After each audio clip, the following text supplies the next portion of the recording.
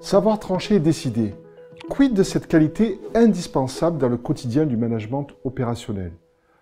Être à l'écoute, savoir observer, être vigilant, savoir s'adapter, une réalité présente dans le quotidien du management opérationnel.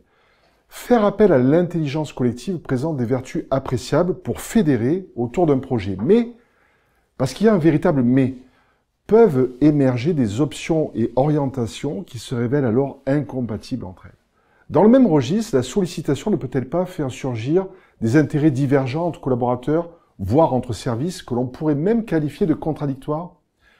Bien sûr que oui, ça doit d'ailleurs parler à certains qui l'ont soit déjà vécu, soit le vivent en ce moment même.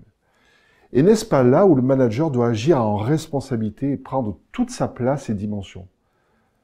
Ne pas agir à temps, ne pas être réactif ne constitue-t-il pas un risque majeur, engendrant à minima un statu quo pénalisant pour l'équipe et, au pire, un pourrissement de la situation aux problématiques à trancher? À l'inverse, savoir décider, savoir trancher, dès lors que c'est fait à temps, dès lors que c'est fait dans l'intérêt de son organisation et de l'ensemble des parties prenantes, ne représente-t-il pas une des garanties même de l'évolution?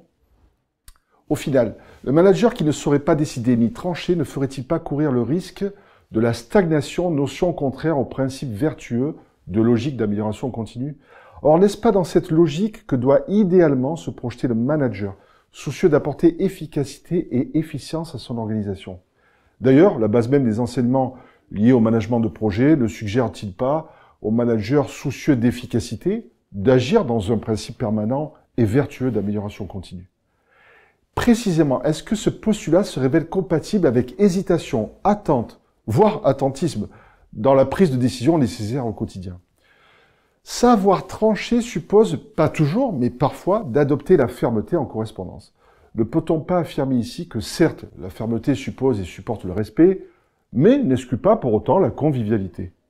Pour ma part, je le pense, de même que je pense que la maxime, entre guillemets, main de fer dans un gant de velours, présente plus d'avantages que d'inconvénients à faire sienne, à partir du moment et sous réserve que l'ensemble des mesures prises, issues de décisions claires, présentent pour caractéristiques essentielles d'être justes et justifiées, afin d'être acceptées, entraînant du coup une mise en œuvre facilitée.